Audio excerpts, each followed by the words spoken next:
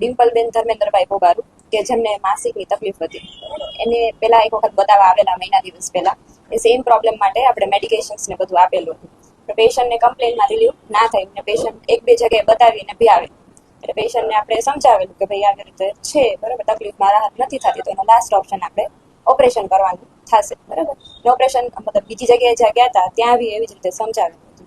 27 તારીખના સાંજના પેશન્ટ દાખલ થયું, 28 તારીખે આપણે ઓપરેશન કરેલું બરાબર. દર્દીને આપણે કન્સેન્ટના ભાગરૂપે બધું સમજાવેલું હતું કે શું છે, શું ઓપરેશન છે, કેવી રીતે કરવાનું છે, શું શું જરૂર પડી શકે બરાબર. ઓપરેશન 28 તારીખે કર્યું આપણે. ઓપરેશન પછી બી સગાને બધું સમજાવેલું કે ભાઈ આવી રીતે છે ઓપરેશન પછી બરાબર. ઓપરેશન પછી દર્દીને સ્ટેબલ હતું એટલે આપણે એમને વોર્ડમાં શિફ્ટ કર્યું. વોર્ડમાં બી આપણે 2 વખત રાઉન્ડ લેવા ગયા ત્યારે બી પેશન્ટ જોયું, પેશન્ટ કોન્શિયસ જ હતું ને એકદમ વાઇટલી સ્ટેબલ હતું. બીજે દિવસે એટલે કે 29 તારીખે અચાનક જ સવારે એમને શ્વાસ લેવામાં તકલીફ થઈ અને નાડીના ધબકારા વધવા માંડ્યા, થોડું વોમિટિંગ જેવું થયું. એટલે આપણે તરત જ સ્ટાફે મને જેમ જાણ કરી એટલે તાત્કાલિક આપણે ઉપર ગયા. જોયું તો નાડીના ધબકારા ખૂબ વધારે હતા એટલે તરત જ આપણે ફિઝિશિયનને ઇન્ફોર્મ કર્યું. ફિઝિશિયને જોયું અને કીધું કે ભાઈ આમાં થોડુંક મતલબ કહેવાય કે થોડું કોમ્પ્લિકેશન જેવું છે. આમાં આપણને એવું લાગે છે કે લોહીનો ગઠ્ઠો ક્યાંક છાતીમાં ફસાઈ ગયો છે, એટલે કે છાતીની જે લોહીની નળીઓ હોય એમાં.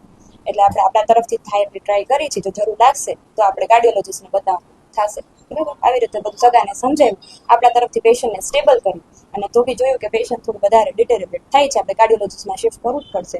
એટલે બને એટલું જલ્દી સગાને સમજાવી બરાબર, કન્સેન્ટ લઈ અને પછી આપણે કાર્ડિયોલોજિસ્ટ યુનિટમાં શિફ્ટ કરવું છે. બેન આક્ષેપ છે તમારી ઉપર કે ઓલિમ્પસ હોસ્પિટલમાં ખસેડવામાં આવ્યા નથી અને તેનું વિલય બાલાજી હોસ્પિટલે કર્યું. એવું શા માટે? એવું નથી. આપણે જ્યારે પેશન્ટને કન્ડિશન ક્રિટિકલ થઈ ત્યારે આપણે પેશન્ટના સગાને સમજાવ્યું હતું કે ભાઈ આવી રીતે થયું છે. એટલે સગા એકદમ હેપતાઈ ગયા કે એક તો પેશન્ટની કન્ડિશન ક્રિટિકલ પ્લસ આવી રીતે બીજી હોસ્પિટલમાં પ્રાઇવેટમાં ફાઇનાન્શિયલી અફોર્ડેબલ છે કે નહીં. એટલે અમે સગાને માનવતા રૂપે એવી રીતે સમજાવ્યું હતું કે અત્યારે આપણે પેશન્ટને પ્રાયોરિટાઇઝ આપી બરાબર, પૈસાનું આપણે આપણી રીતે પાછળથી જોશું, જે બી હોય આપણે ડોક્ટરને ભલામણ કરશું, બાકી આપણે બીજી કઈ વાત કરેલી નથી. એવું કીધું છે કે મોબાઈલના આધારે ઓપરેશન કર્યું છે. એ વાત સાવ હકીકત શું છે? એ વાત સાવ ખોટી છે. આપણે ખાલી સગાને એવી રીતે સમજાવેલ છે કે જ્યારે ઓપરેશન પહેલા અમે કન્સેન્ટ લેતા હોય કે જો આમાં જરૂર જણાય તો અમને બીજા ડોક્ટરનો બી ઓપિનિયન લેવો પડે. ઓપરેશન સક્સેસફુલી કમ્પ્લીટ થઈ ગયું. ઓપરેશન દરમિયાન કોઈ કોલ કરવામાં આવેલો નથી અને ઓપરેશન પછી સગાને એવી રીતે સમજાવ્યું કે ઓપરેશન વ્યવસ્થિત થઈ ગયું છે, આમાં આપણને બીજી કઈ જરૂર પડી નથી. કદાચ વાત હતી કે સર્જનને બોલાવવાના હતા પણ સર્જન આવ્યા નહોતા એટલે ફોન કર્યો ચાલુ કરશે.